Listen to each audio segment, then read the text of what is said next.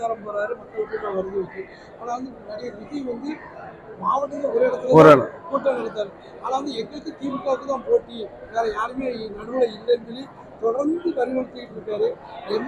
வேற எடப்பாடியாரே விமர்சனம் பண்ணிட்டு இருக்காரு. அதுக்கு இல்ல, அவர் சொல்றது சரிதான். திமுகவுக்கும் தாவகாவுக்கு இடையில தான் போட்டி. அது எதற்குன்னா இரண்டாவது இடத்துல யார் எதிர்கட்சியாக வரப்போகிறார்கள் என்பதற்கு தான், இந்த இரண்டாவது இடத்துக்கு தான் திமுகவுக்கு இன்றைக்கு தாவகா தான் போட்டி என்ற நிலையில் தான் தமிழகத்தில் இருக்கின்றது.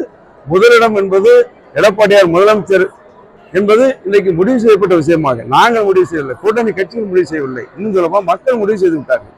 எனவே அனைத்து இந்திய அண்ணா திராவிட முன்னேற்ற கழகம் வெற்றி பெறப் போகின்றது, தனி பெரும்பான்மையோடு ஆட்சி அமைக்கப் போகின்றது, முதலமைச்சராக எடப்பாடியார் நிச்சயமாக வருகின்றார்.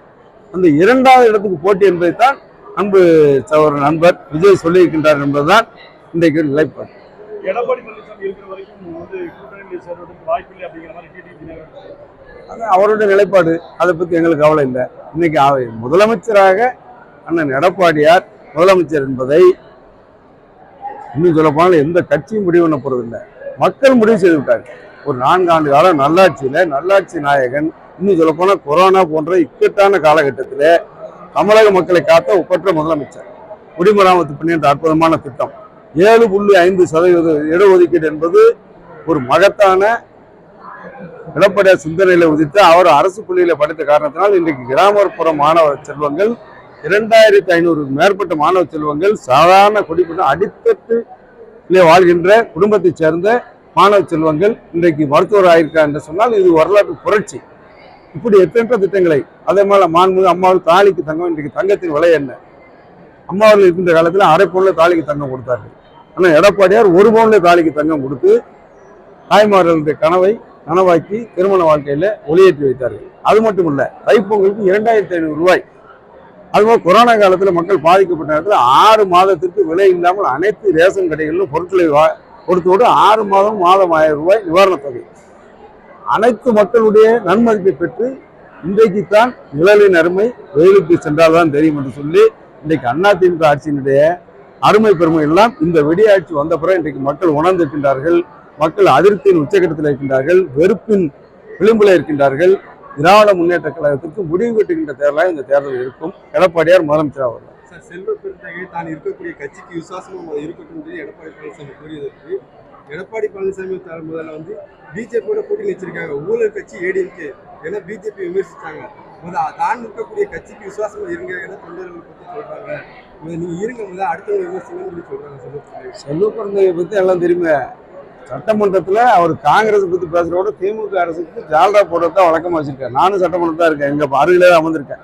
அவர் பேசுகின்ற நேரத்தில் ஒரு காலத்திலேயாவது இந்த அரசின் தவறுகளை ஒரு எதிர்கட்சி என்ற முறையில சுட்டி காட்டிய வரலாறு உண்டா? நாட்டில இன்னும் சொல்ல போனால் செல்வ பெருந்தகை ஒரு பெரிய தேசிய இயக்கத்துக்கு தலைவராக இருக்கின்றார். அங்கே ஒரு மக்கள் குடிக்கின்ற ஒரு நீரில மலம் கலக்கப்பட்டு அது இன்றும் கண்டு அந்த பிரச்சனை இன்றும் தீர்ந்து பாடில்லை. அது என்ன ஒரு இந்த ஆமா, அந்த இதுல அந்த இதுக்கு இன்றைக்கும் தீர்வு வந்த பாடு இல்லை. அதுபோல காங்கிரஸ் கட்சியை சேர்ந்த ஜெயக்குமார், நெல்லை மாவட்டத்தை சேர்ந்தவர், அவருடைய கட்சியுடைய மாவட்ட தலைவர் படுகொலை செய்யப்பட்டு அரசியல் தலைவராக வேற கட்சி இல்லை, காங்கிரஸ் கட்சியுடைய தலைவர் பி ஜெயக்குமார் என்பவர் இன்றைக்கு படுகொலை செய்யப்பட்டு எத்தனை வருஷம் ஆயிடுச்சு? 2 வருஷத்துக்கு மேல ஆயிடுச்சு. 2 வருஷத்துக்கு மேல இதுவரை கொலையாளிகள் கண்டுபிடிக்கப்படவில்லை, கொலைக்கான காரணம் கண்டுபிடிக்கப்படவில்லை. இதற்கு கூட கேட்பதற்கு துப்பு இல்லாத திராணி இல்லாத ஒரு தலைவர், தன்னுடைய கட்சியுடைய ஒரு மாவட்ட தலைவர் இந்த ஆட்சியிலே வெட்டி படுகொலை செய்யப்பட்டிருக்கின்றார். தலைநகர் டெல்லியில, தலைநகர் சென்னையில ஆம்ஸ்டாங் என்பவர் பிஎஸ்பியுடைய மாநில தலைவர் வெட்டி படுகொலை செய்யப்பட்டு அந்த வழக்கை கூட இன்றைக்கு உயர்நீதிமன்றம் சிபிஐக்கு பரிந்துரை செய்யப்பட்டிருக்கின்றது இந்த ஆட்சியில. இதையெல்லாம் கேட்கறதுக்கு துப்பு இல்லாத காங்கிரஸ் தலைவராக, சட்டமன்ற கட்சி தலைவராக மட்டுமில்லாமல் காங்கிரஸ் கட்சியின் தலைவராக இருக்கின்ற செல்வ பெருந்தகைக்கு அதிமுக எடப்பாடியாரை பற்றி பேசுவதற்கு அருகதை இல்லை, யோகியதை இல்லை. எடப்பாடியார் வந்து பிஜேபி மொழியில் பேச ஆரம்பிச்சிட்டாங்க. யார் சொல்றாங்க? காங்கிரஸ் மற்ற கட்சி வந்து காங்கிரஸோட அட்மின் வந்து திமுக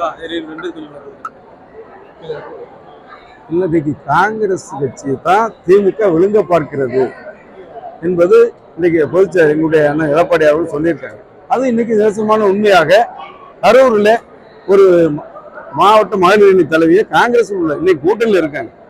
திமுக ஆட்சிக்கு வர வேண்டும் சொல்லி காங்கிரஸ் அந்த கூட்டணியில் பங்கேற்கிறது. ஆனால் காங்கிரஸ் உடைய மாவட்ட மகளிர் அணி தலைவியை இன்னைக்கு திமுக சேர்த்திருக்காங்க. அதுல நொந்து நூலாகி காங்கிரஸ் எடப்பாடி சொன்னது மிக மாண்பு எடப்பாடி அவர்கள் சொன்னது மிக சரி. காங்கிரஸ் திமுக விழுங்கி கொண்டிருக்கின்றது சொன்னார்கள். அது இன்றைக்கு நேசமான உண்மையாக இருந்தது. எனவே காங்கிரஸ்காரர்கள் எச்சரிக்கையாக இருந்தால் சரி. இதுபோன்ற செய்திகளை மேலும் தெரிந்து கொள்ள எங்களது யூடியூப், Facebook மற்றும் Twitter ஆப்களை சப்ஸ்கிரைப் செய்யவும்.